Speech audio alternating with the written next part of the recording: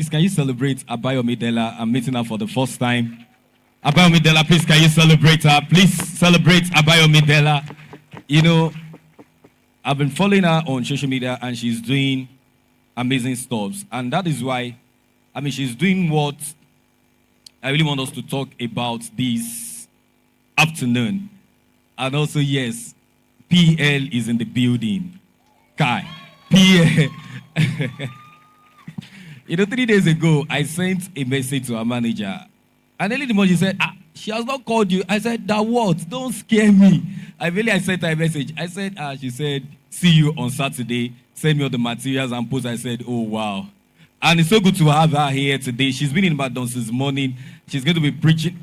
Pastor Tope will be in church tomorrow. We just have people from Lagos. My spiritual father will be preaching. He has been in Ife, came back from Ife. He has not gone to me. He's here. Please celebrate all our speakers and panelists and everybody. Wow, it's so glad to have us here. All right, so the theme of this conference is what? What's the theme of this conference? You're not saying it very well. What's the theme of this conference? All right, so we are going to be discussing move. I was saying it when I was granting an interview this afternoon, that after this meeting, people will be pushed away from their comfort zone. Cannot just stay and say, no, I'm waiting till everything is ripe and everything. I read something from Pastor Tope's Instagram account, and I'm going to read it out here. Basically, Papa preached about move on Tuesday. So people have been talking about move, and Pastor Tope said something about move. I'm trying to get it now so that you know what we're about to discuss this afternoon. Okay, she said, fear is crippling, and its goal is to keep you from moving. But when you move, in spite of it, you realize there was nothing to it after all. Choose to move. Tell your neighbor, choose to move. You're not saying it loud. Tell your neighbor, choose to move. All right, so I'm going to start from Pastor Tope.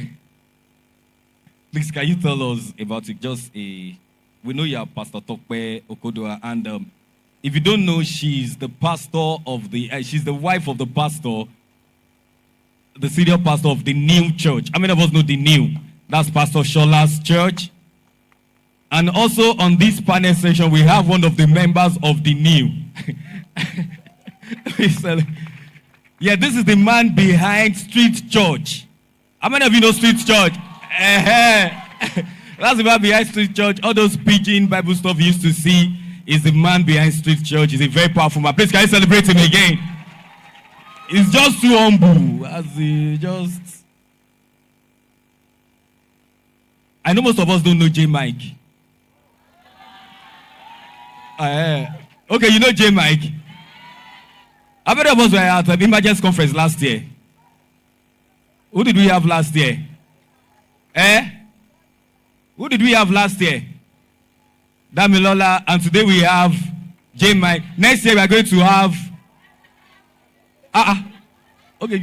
Okay. All right, we are going to have the assembly next year. It's done. Okay, and I have my own brother here. Very humble. When you are talking about the person that organizes them, the largest event in the city of Ibadan. No, it's not. I'm not trying to. He does, and he's a brand strategist. I don't know if you've heard about Blingz Award. Yeah, this is Blingz. We have Blingz live and direct in this a very humble man of God. He was here till like 11 p.m. yesterday. We were here together, and now he's here again. He has like how many events again today? 3 more events, so it's not... It's a big fish. All right. Let's also, Pastor Tope, please, can you tell us about what you do and, yes, what you do. And, okay, what you do first.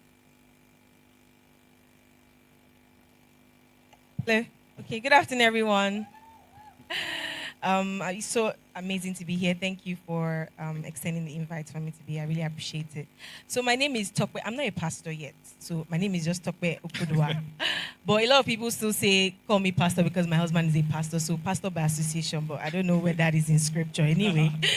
But my name is Tope Okodugha. I'm a bridal designer. I make wedding dresses for brides, bridal outfits, everything bridal outfits. I also have a ready-to-wear brand as well. I'm also into construction as well. So yeah, that's basically what I do. All right, Pastor Tope, before let's make a deal here. I'm getting married soon, and you guys are not happy for me. I'm getting married soon. And since you make bridal wear, I think my wife is going to get. It's not because I don't have the money, but maybe the free. This was the same thing I said during one panel session. Somebody gave me a free shoe in Tele. So I think I'm saying it now. Let me say this in peace. Okay, I will not say it again. Can you imagine? All right, so thank you, Pastor Tope. Okay, thank you, Pastor Tope, for that. So let me give the mic to J Mike. Okay, J Mike, we know you, but please tell us about you, what you do, just what you do, so that everybody will know what you do. Praise the Lord. My name is Joshua Mike Bamilo, aka J Mikey. I am Mr. a music producer, and a content creator. Oh shit. Content creator. All right, let me move on to Abao. Icon. What you do? All right. Good afternoon, everybody. It's nice to be here. We are moving. Yeah. Yeah. So All right. My name is Tobi Oreoluwa. I am a businessman, a content creator, an entrepreneur, and you can call me a creative. Maybe the most creative guy around. That's fine. yeah. Did you hear that? The most creative guy around. That's fine. Yeah. So I do a lot of things. My hands are in a lot of things. But you can anything I touch is usually in the creative field, and you can always attest to that when you see it. Please, can we celebrate him? Can we clap for him? All right, to my boss, tell us what you do.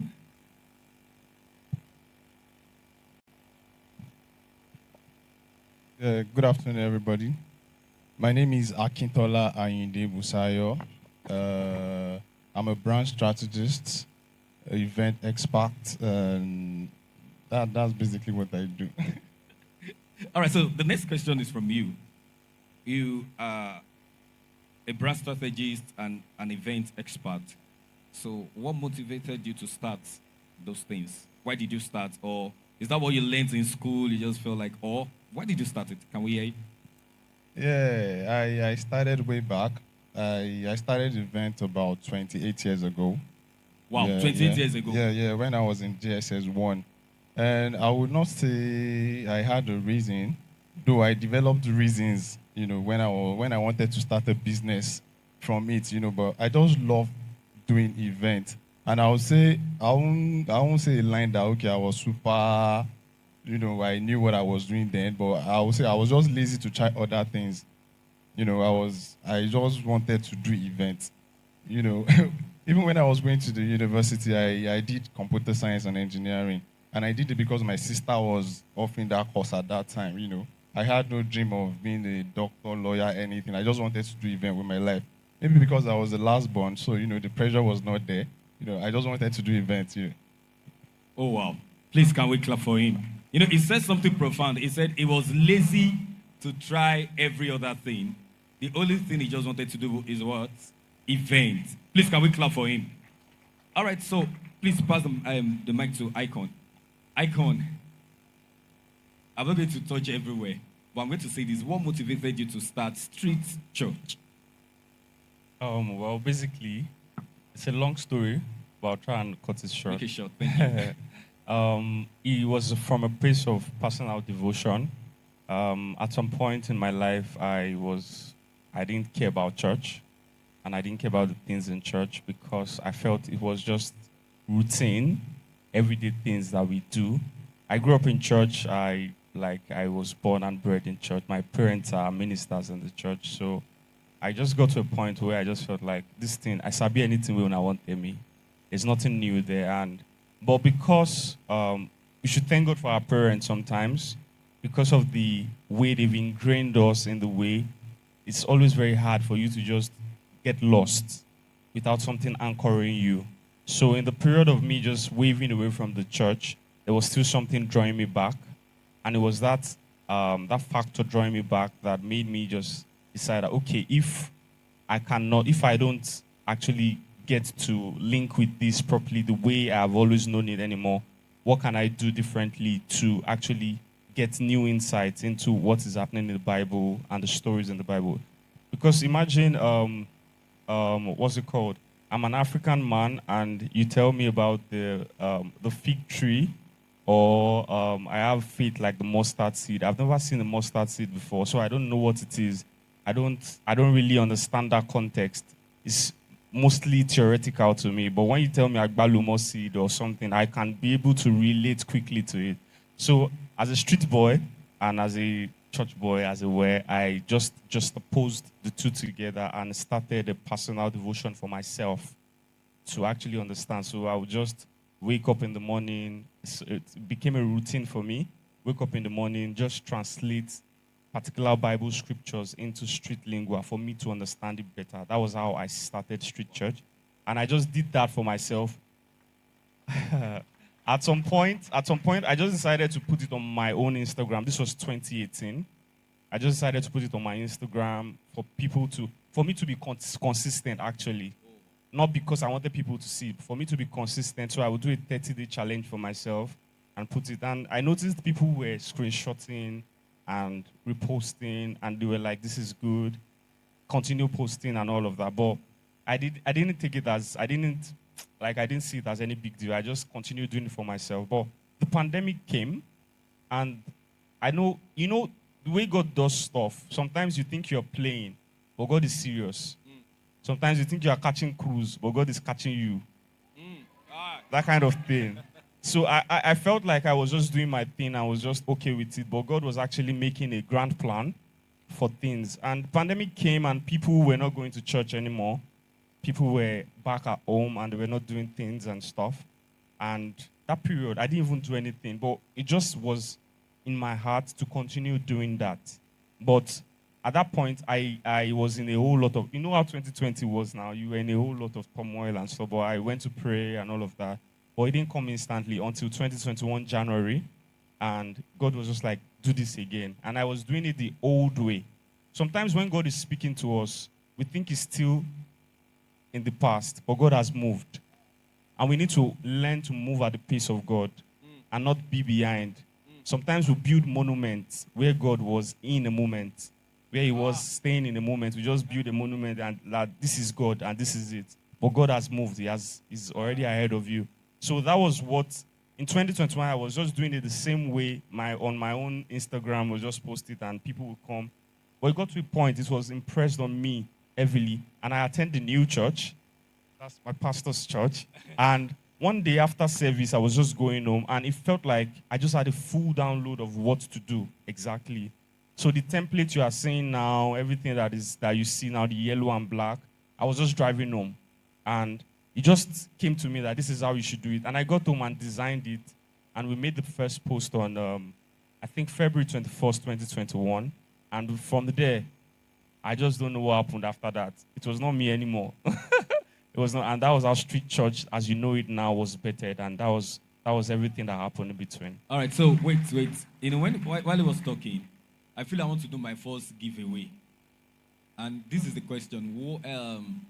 What was the first post of Street Church? The first post, 1, I'm counting 5. 1, 2, because I know most of you want to rush to Instagram. 3, 4, 5. Okay, gone. Can I try? Try. Okay, let me give you another 5 seconds. 1, 2. Okay, what are you saying? No, that's not the first one. Okay. I'm sure you cannot even check because the posts are too much before you even get to that point. Okay, nobody. It's a very common stuff. I want to try. You give away though. Oh, you're not giving me giveaway. Oh, okay. I think it's Gbogbo Alamaje breakfast. Yeah. How many of us saw that post? Last Gbogbo Alamaje Kini. But it's not that kind of break. Well, I don't know the breakfast. We are talking about good breakfast there. All right, thank you. Please, can we clap for Icon Oreoluwa? Please do it well, Icon Oreoluwa. So I'm going to drop my next giveaway. Just hold on. All right, ma. What motivated you to start May Baker? Yes, May Baker. Okay, so I started Maybeka like 6 years ago, but let me just piggyback to when I actually went into bridal full term. So I think that would be. But I've always loved fashion from time I was young. I didn't know I was going to do fashion designing and all of that. I studied accounting, but I remember I was about to get married and I'd interned somewhere with one of the big fashion designers in Lagos. And so after that time, I told her that I was getting married, and then I went to check for wedding dresses in the store, and none of them met my requirements and what I wanted. Either the cleavage was too much, there was just a lot of things that didn't fit my personal style. So she just advised and said, you know what, why don't you try to make your wedding dress? And making a wedding dress is a big deal. I've never made a wedding dress before. So when she told me, I said, this is a big feat, or how am I going to do this? So I went back home, and then I said, you know what, I'm going to take this as a challenge. And that's how, I started I made my wedding dress. And from there, people started to ask me, brides who were not conventional, because my wedding dress wasn't a conventional wedding dress. It wasn't something that you could walk into the store and find. So a lot of people would just come to meet me and say, okay, you know what, can you help me make my wedding dress? And that's how it was, I transitioned into bridal dress. Well, please, can we clap for her? How many of us are following that page on Instagram? I'm following that page personally because, I'm following that page because I still need that gown. Please, can we clap for her once again? All right, J. Mike. Most people believe because Daddy, I can't call him that, I can call him Grandpa, is into media and all those things. That was how you got interested in media. Please, can we know what motivated you to start what you do? So, yes, there was a great influence of my parents in my life. Technically, they say the apple doesn't fall far from the tree. I had seen what they do, or I'd seen what they did and what they still do over the years. And when you see something and you admire it, and it's not a life of pretense, and I'm not even talking just about the creative side or the media side, but also their personal life and how their ministry had affected them. It was something my brother and I and my sister wanted to also get involved in. So yes, they influenced me greatly. But another major good side to what I am today is because they didn't streamline our potential. They didn't say, we are acting drama, you must act drama. We're doing this, you must do this. It was rather, they were very observant as to what our interests were. They saw my brother loved writing. Okay, you like writing. Okay, write about this. They saw I loved music. They didn't say, no. Music aside, you're a drama minister. They rather, Dad bought a keyboard when I was really young. I told him that there's a music teacher somewhere. In fact, I went for music lesson in grade 3 at Rosebud. There was no Rosebud. Rosebud over there, that primary, that nursery daycare, yeah. That was where the music teacher used to train me playing the keyboard. And he said it that time. He said, Joshua, one day you will make soundtracks for your daddy's film. Now then. I thought he was just trying to motivate me. But then, looking back now, I'm like, yeah, that's where I am right now, to the glory of God. So, I learned how to play the keyboard. Dad saw my interest in art. He didn't say, no, Prime Minister. Rather, he bought art tools. Okay, draw this one, draw that one. Why don't you draw this? So, how did I get into the drama ministry field proper? It was in JSS 3. When, JSS 2. My brother was in SS 1. He was the drama leader, and I was a fat boy chilling somewhere. But then, they wanted to do, I was in the drama group as well, but just, where my brother is going, I'm just following him around. Then they wanted to do a particular drama that had to do with a driver scene. A scene where someone had to drive a car, a policeman had to stop the person, downfall drivers had to drive. And at that time, I already had a keyboard at home. So my brother told me, how can we achieve this? And then I said, I know sound effects on my keyboard that has car starting, car stopping. It was like, hey, okay. Then we got home that day, and we both sat down by the keyboard, and we started experimenting it. He said, okay, we can do this. So on Wednesday service in school, we had Wednesday church service, or let me say chapel service. We went to the drama. All the drama people were worried as to how it was going to happen because there was no rehearsal. The only rehearsal they had was without the keyboard. My brother told them not to worry.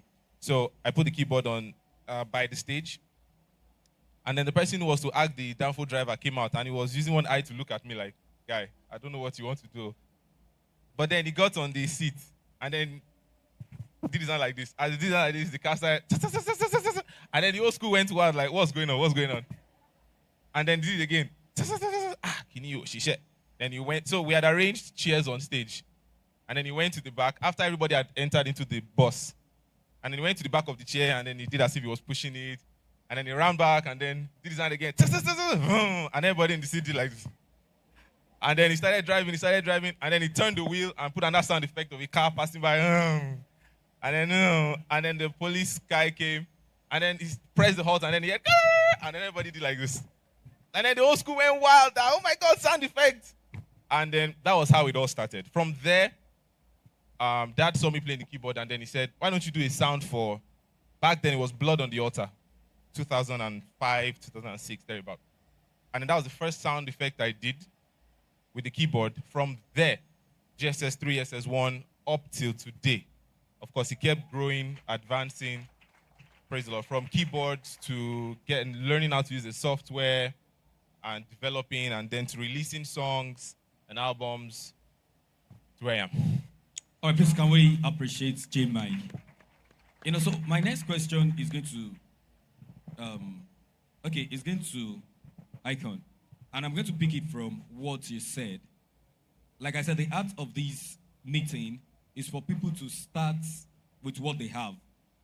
Because you don't wait to have everything before you move. You don't wait till you are comfortable. They just said something now that when you started with, that was the way you used keyboard, because that was what was available at that particular time. I'm sure you are no longer using that now. But, I've seen something in people like, I don't know how to put it now, but I've seen a whole lot of things that people want to get everything before they move, before they start. So I'm going to ask Icon, what do you have to say to this?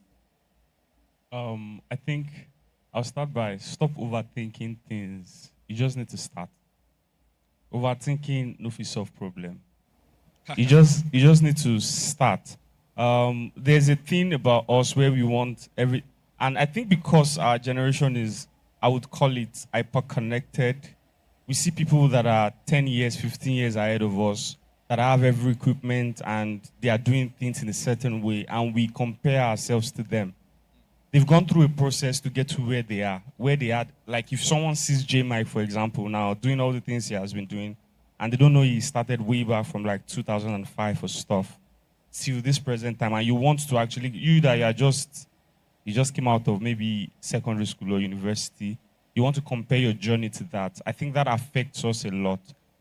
The most important thing is that you actually start with what you have. Talent actually, you build talent over time. You build your talent over time. A lot of people are focused on the equipment, on the tools these days, and forget the place of actually owning your skills. Even David, there was a place where he had to first face some things before he faced bigger things like that. Sorry. How many of us remember this? Even David, Damilola Mike Bamley said it last year. How many of us remember that statement? No, I'm not thinking of you, don't worry. Please continue. So, yeah, I think it's important that we understand that you have to own your talent over time. You have to do things over time for you to get mastery of it. Mastery does not come in a day. Mastery does not, even the Spirit of God is not going to give you mastery instantly. You have to learn over time, and the Spirit will direct you on how to go about things, how to actually leap. But you actually wanting to be someone else or actually wanting to be a pro when you have not been a learner, I'm sorry, that's a wrong side to things. It does not work that way. Even Jesus had to use years to learn before he used just 3 years to do what he had learned. So I think... Thank you very much, Icon. All right, so from what you said, I'm going to ask you a question because I know we've had discussions so many times, and you talk about, it was saying that most people are focusing on equipment, resources to start. why they are not upgrading their skills, they are not upgrading their talent, they are just there, but they want to get the same results that people that have been in process are getting. So I know you have more to say about these when it comes to excellence. We used to say something, excellence can be achieved at what? At any level. So please, can I hear you talk about that? Yeah, thank you.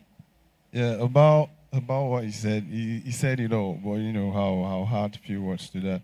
I did my first major event 2009. Yeah, and I used just 2,000 naira. Can you hear that? Just urgent 2K. It sounds funny. His first event, he started with how much? 2,000 naira. 2009. Yeah, and I made about 75K from the event. Yeah. What most people don't understand is you don't have to start big. Like I always said, I believe God has, the ability to create like 10 million people in a day, but it started with 2. I believe he's an advocate of growth because when you start small and you grow, you learn a lot of things that will be useful for you when you get to the top. It's just like working out. You can't hit the gym in 2-3 days and you want to come out with muscles and everything. It won't work. So learn to start small, cut your coat according to your material, not your size this time. What I did back then was, okay, I had 2K with me. I was like, okay, what will I do with this 2K? Search within you. There's a lot you can do within. You don't have to seek for, sponsorship and everything. You can't start events today and you go for sponsorship and they'll sponsor you. You have to invest in yourself first. Let people know your value. I started with 2K, but I had invested a lot of value in other people's events before that time, because everybody knew my strengths. They knew I will only offer something valuable and of standard. So what did I do with the 2K? I was like, what is going on in town? Then it was this SMS, school SMS was the popular means of, broadcasting your messages and everything. So I paid 1K to the bank for the cool SMS. And I printed a form with the other 1,000 naira. I did a form, about 10 copies. And I sent a message to everybody that I know that I was not trying to do all youth awards. That's one thing we should look into. Segmentation is very important. You don't have to service everybody when you're starting. Right. Pick who you want to, pick your target carefully. So what I did then was I was a member of a social club and I was very active. I give them ideas for events like 2 times in a semester, every semester. So everybody knew my value, I've added value to other events. So what did I do? I sent the form out that, okay, you guys are going to buy a form to participate in my awards. And the form goes for 10,000 naira per club. But they understood my value. Value is very important. You can't just write people to sponsor you and you've not shown the value, for you to give them what they want from your event. Sponsorships are not giveaway. It's a service exchange. That is what most people don't know. You feel this brand they are rich, they want to give away money. Let me go to them. You have to solve a problem with your event. So what I did, I sold the form. I wrote like 10 clubs and like 8 responded. They bought the forms. I made 80K. From the 80K, I did my nomination. It was credible and everything. And I sent them a message again that you pick up your nomination form somewhere for just 1,000 naira. So 20 categories, 4 nominations each. That was about 200. So, I made 200K from that. And, I paid for the hall, made my flyers and everything, and the award was nice, and I made money.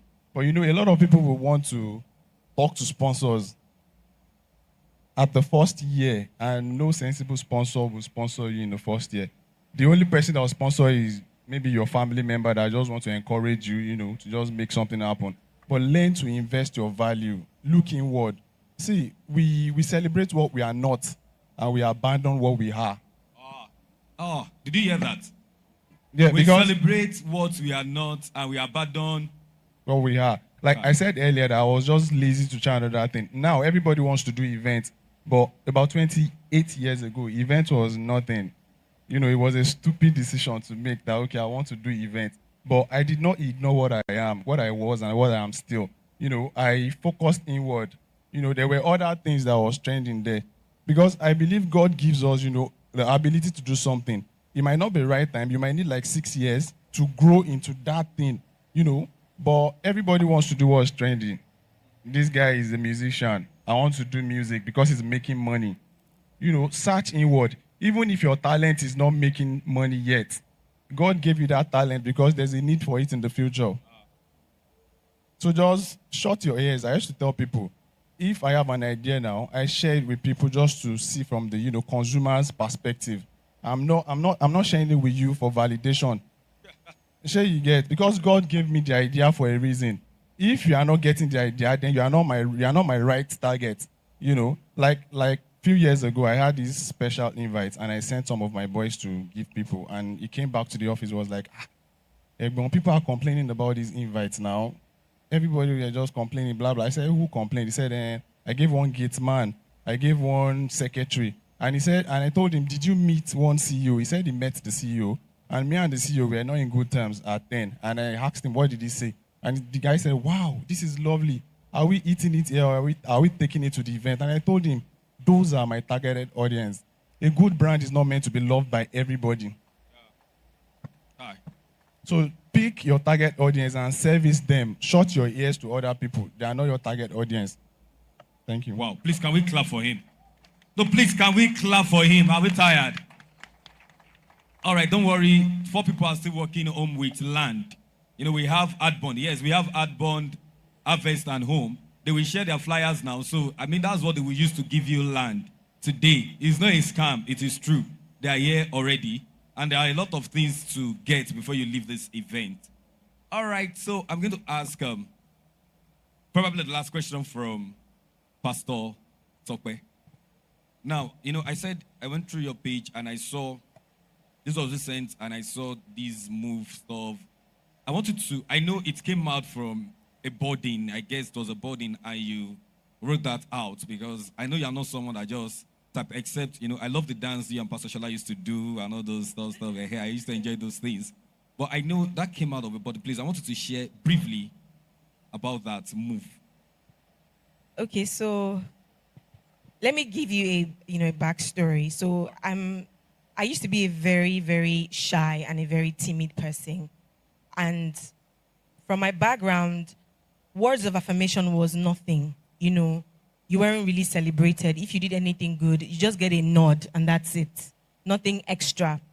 So for a very long time, I felt like I had nothing to give to the world. I felt like I wasn't good enough, or I felt like I didn't deserve it, if at all even came, to me. And a lot of times I've had to, retrain myself. I've had to change my mindset that I am unique in my own way. The way God has created me is amazing. And just to piggyback on what he said, he said, don't look at what other people are doing.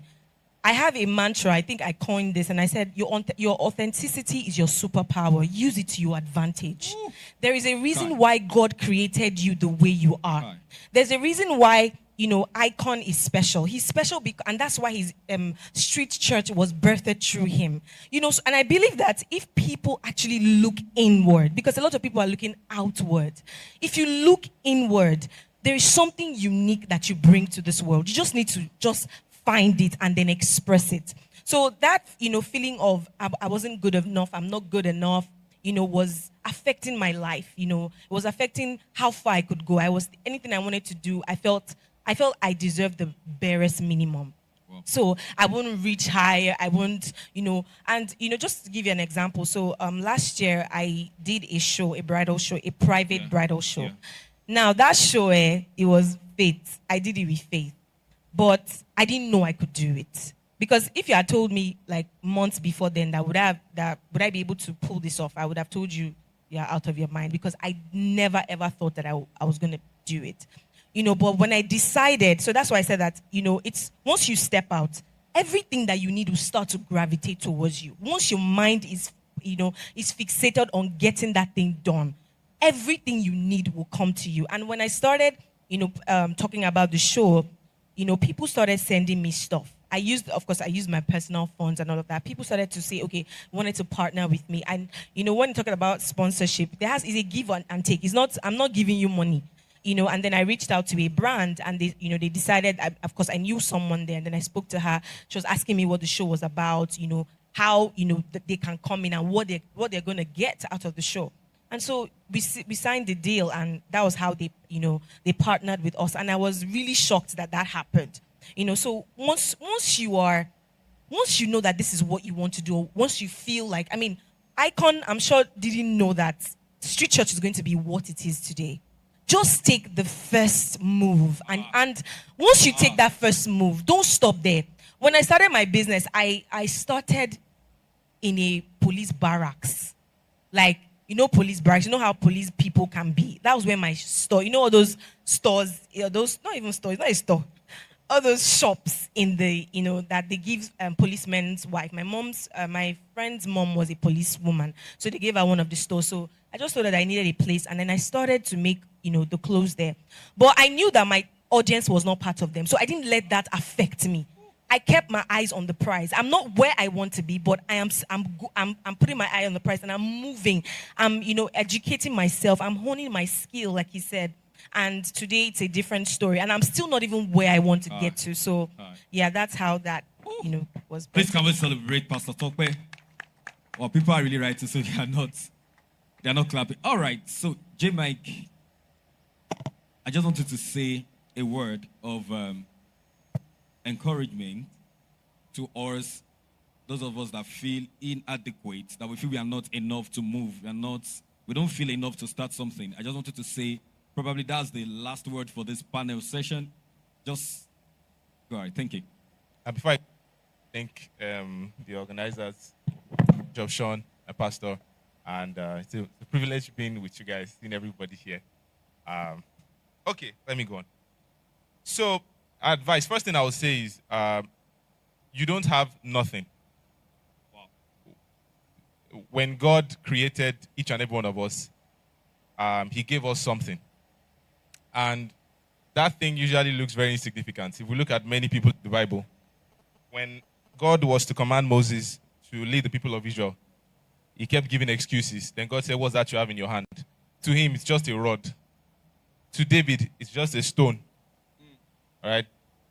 So you just they've been saying these things, and it's not coincidental. They keep saying, look inward, look inward. You might ask yourself, how do I look inward? All right? Very simple. What are the things you have interest in? What are the things you find yourself interested in? What are the things you like doing? What are the things that you feel? Some people might say, oh, I don't know what I like doing. It's not true. Some people, as simple as talking too much. As simple as talking. You love talking. Sometimes you find yourself being interested. Now, he said he does events. He loves events. It kind of sounds weird. Maybe for you, you like watching events on TV for a reason. But you don't understand that your interest and seeing how they did all that, oh, this was how they got the stage. You don't know why that interest is. So how do you develop, how do you unpeel that thing that God has given to you? It's the more you spend time in His presence. You can't defeat that. You cannot. When David was called, David was tending to sheep, but David wasn't just chilling. I hope you know. I hope we know. It wasn't just chilling. All right? There is something special about being in God's presence. Yeah. And truly, yes, you are not staying in God's presence because you want to get something, but you want to establish a relationship. And what is the fruit of that relationship? You begin to discover yourself. All right? We're made in God's image, but when you stay in God's presence, you are kind of you're looking at the mirror, and you are seeing things that you need to do away with. You are seeing spots on your face that you need to remove. Oh, before I can do this, I have to stop this. So being in God's presence is not just, oh, I am meant to do this, and then you start running for it. No. It's working on yourself to know the things you are supposed to do, the things you're supposed to stop doing, the friends you're supposed to stop having, the relationships you're supposed to hold dearly. Are we getting what I'm saying? So the advice I'll give with us is, yes, you have it inside of you, but don't despise the time that you spend with God. Wow. All right? And then the little that you have, it's going to use it to do great and mighty things. Wow. In Jesus' name. Thank you very much. Thank you. Please give Pastor Tope the mic. Just a final word for the panel session. Okay, I would just like to advise everyone here that follow God. Follow God. If you follow God, God will take you to greater heights you never imagined. Follow God and follow the process. There's a process to everything. I know we live in a generation where we want to become overnight. Like you said earlier, we see someone's level 10 and we are still in level 2 and we want to jump to level 10. It doesn't work that way. Go through the process, because when you go through this process, you learn significant lessons in life. Sometimes, maybe if some interns come to intern with me and they want to do something, I say, don't do that. And they say, why? And I tell them that it took me 5 years what I'm telling you, it took me 5 years to learn it. But you got it on a platter of gold. But because I went through that, I was able to help someone. So please go through the process. Don't be too in a hurry to get to where you are going to. God knows the end, your end from your beginning. So follow him every stage and every season of your life. Praise God. All right. All right, the final word for the panel session. All right. I think I would just say that don't let the fear of failure, the fear of looking stupid, take you away or remove you from what God wants you to do, the big things that God wants you to do. A lot of us actually stay back, and we actually fear the fear of looking stupid actually stops us from doing the big things that God has put in our hearts to do. Let me tell you, if you do it or you don't do it, it's still going to happen. Because when God gives you something, it's not just you that has that thing. There are some replacements at the back. And that actually is one of the things that keeps me moving. That God, please, use me that I should use, don't use another person. Right. So when God gives you a big dream, when he gives you a big idea for you to run for this world, don't let the fear of looking stupid, don't let the fear of failure, don't let it stop you from actually going after everything. I want you to say to yourself that courage, I do not lack. It's one thing that we say to ourselves. Courage, I do not lack. You have the Spirit of God inside of you that can drive you farther than any other person without it. So I want you to say to yourself always, when you want to do something, that courage, I do not lack. Thank you. Sorry, I just want to say something to what he said. All right. I want to give a live example of what he said about when God gives you something to do and then he has other replacements. So when I first started my brand, the idea God gave me was actually to start a ready-to-wear brand. And the ready-to-wear brand was to make really affordable ready-to-wear, outfits. I'm talking about outfits you can buy, stylish outfits you can buy for 5K. Now, when I did a photo shoot, I did all of that, but I didn't push it as much. Then I think a year after, I met someone. How many of you know the 5K shop? Kechi. I met Kechi. And at the time I met her, I was interning with a fashion designer. And then I spoke to her, and then she told me she was running the 5K shop, and it was exactly what God told me to do. When she told me, of course I couldn't be telling her all of that, but in my heart of heart, I knew that I didn't pursue what God told me to do at that time. So please, I'm begging you, if you feel like God is telling you to do so, or your spirit or your heart is just drawing towards something, please move and do it. Praise God. Hi. Please, can we clap for her, please? Woo! This was a heavy. Sir, the last word for the... Yeah, I'll advise you to enjoy the process. Like she said, it's a process. Enjoy it. Just enjoy it. Like working out. I talk about workout a lot, and it's obvious I'm not working out. Like when you are working out, it's painful. But, they call it, you enjoy the pain, sweet pain. They call it sweet pain. So enjoy the process. I'm sure all of us here, we are not close to where we are going. But you guys are celebrating us because we are enjoying the process. If I should ask, a young boy now, the point that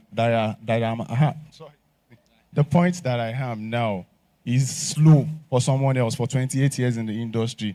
A young boy will tell you that's slow. You don't have a mansion. You don't have like 5 Range Rover Sports. But I'm enjoying the process. I'm still going to get there. So wherever you are, enjoy the process and keep on improving.